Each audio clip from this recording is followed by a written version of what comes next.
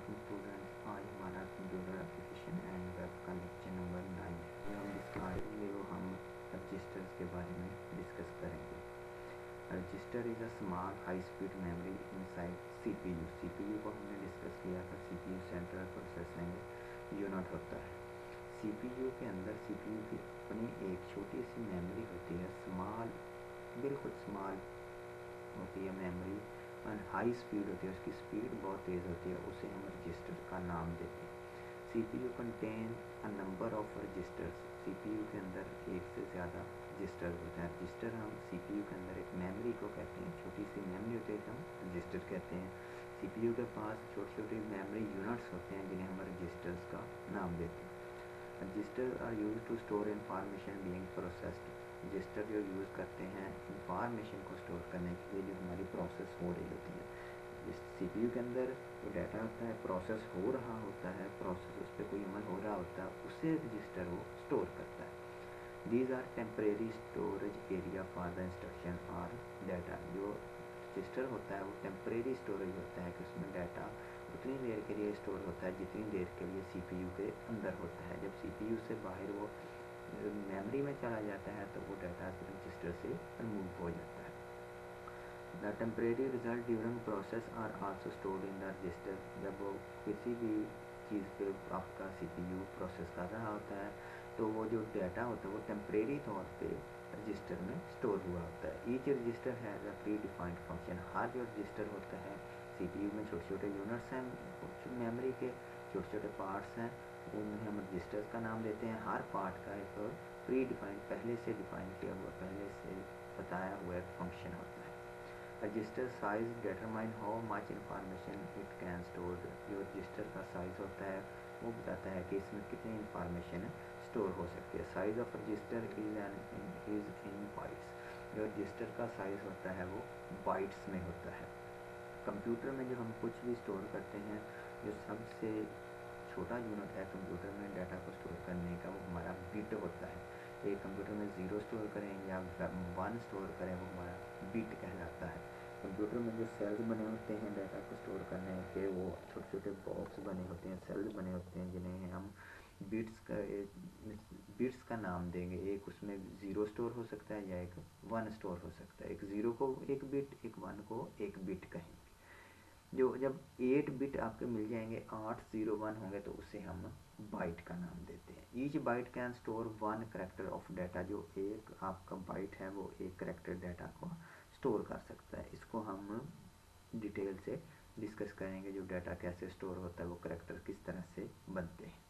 Register can be of 1, 2, 4 और 8 bite. आपका जो रजिस्टर की जो साइज़ होता है वो 1 बाइट हो सकता है, 2, 4 या 8 बाइट होता है।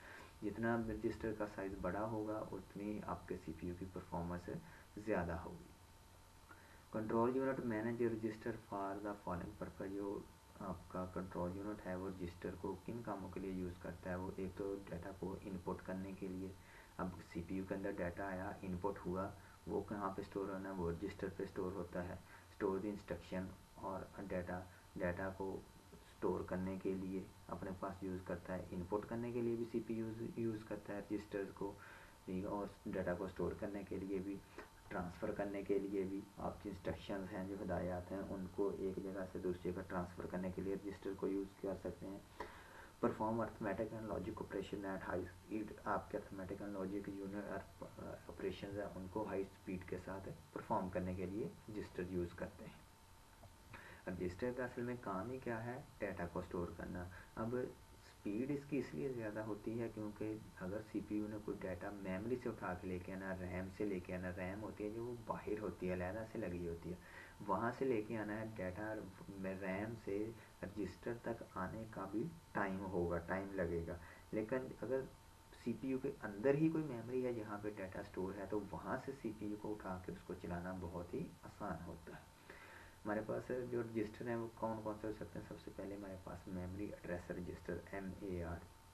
Memory address register is use to store memory address being used by the CPU.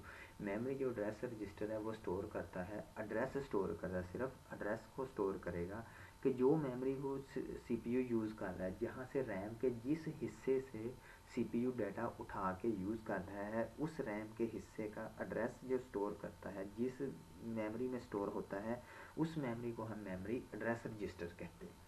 When CPU wants to read or write data in memory, जब CPU जो है आप कंप्यूटर का वो मेमोरी से रैम से डाटा रीड करना चाहता है या रैम से लेके आना उठाना उसे रीड कहते हैं, या रैम पे स्टोर करना उसे हम राइट कहते हैं।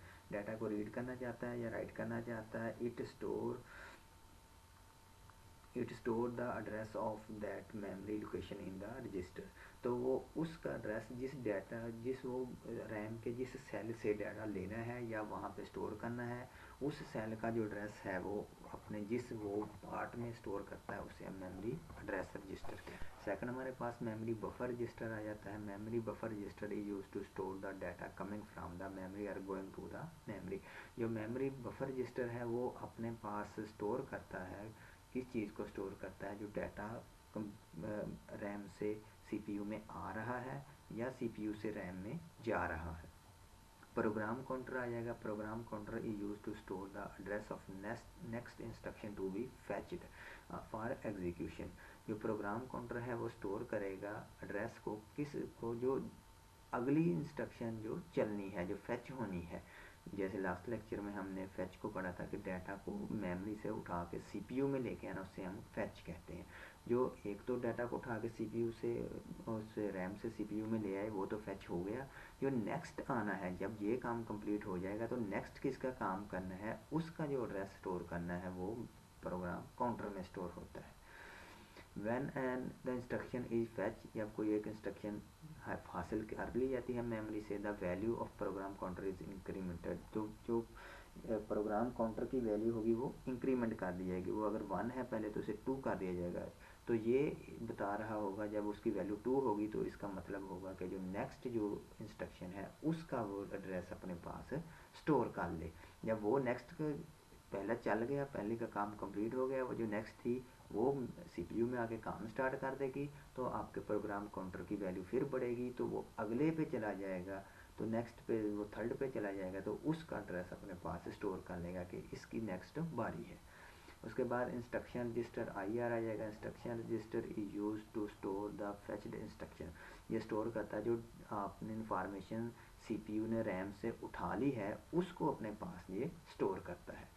The instruction is also decode in this register. और जो इंस्ट्रक्शन है उसको डिकोड करना, जैसे हमने लास्ट डिस्कस किया था कि उसको डिकोड करने का मतलब उसकी नेचर को जानना है कि वो चलने वाली है या नहीं, उसको अपने पास वो ये काम भी इंस्ट्रक्शन रजिस्टर में होता है। उसके बाद नंबर 5 कम्युलेटिव रजिस्टर आ जाएगा।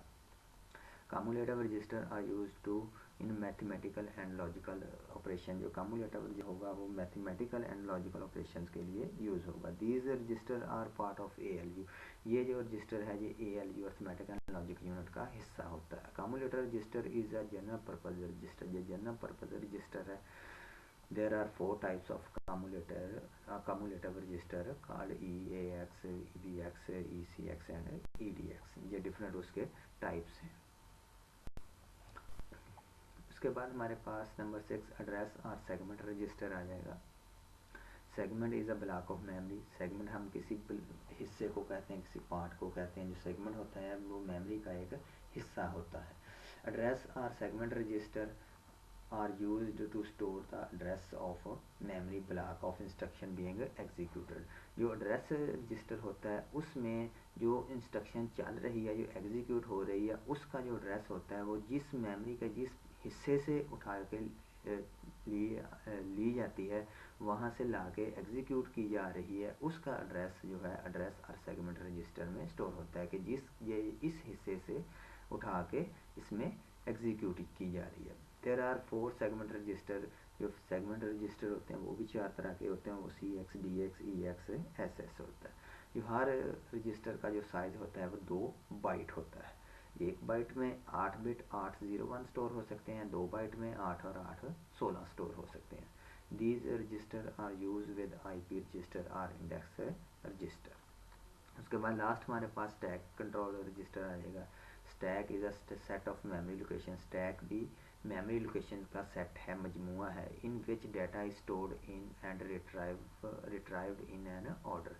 और जिसमें हम डाटा को स्टोर करते हैं, रखते हैं और उसको हासिल करते हैं किसी एक ऑर्डर में, किसी एक तरतीब में। This order is called last in first out. इसका जो ऑर्डर होता है स्टैक में, स्टैक एक मेमोरी है, एक स्पेस है जिसमें हम चीज़ें रख देते हैं। इसमें जो लास्ट पे चीज़ आएगी वो पहले निकाली जाएगी। इसकी बेस्ट एग्जांपल है कि जैसे हम देखते हैं कि शादी में प्लेट्स रखी होती हैं हमारी, जो प्लेट सबसे ऊपर लास्ट पे रखी जाती है वो हम पहले उठाते हैं, जो लास्ट सबसे पहले रखी जाती है उसको लास्ट पे उठाते हैं, जो लास्ट पे आएगी वो पहले जाएगी। इसी तरह से जो स्टैक मेमोरी है ये भी एक रजिस्टर है, एक मेमोरी है जिसमें हम चीज़ें रखते जाते हैं एक तरतीब के साथ, फिर उसी तरतीब से उलट उठाते जाते हैं। जो लास्ट पे आएगी वो पहले, फिर सेकंड लास्ट पे वो सेकंड पे आएगी, इस तरह से उसको निकालते जाएंगे। The data item store on at the top of stack is retrieved before retrieving the item below it. जब आपने सेकंड नंबर वाली, अगर आपने जो चीज़ पड़ी है सेकंड नंबर पे उसको उठाना है तो आपको उससे पहले जो फर्स्ट है उसको भी पहले उठाना लाजमी हो। आज के लेक्चर के लिए इतना ही। नेक्स्ट लेक्चर तक के लिए अल्लाह।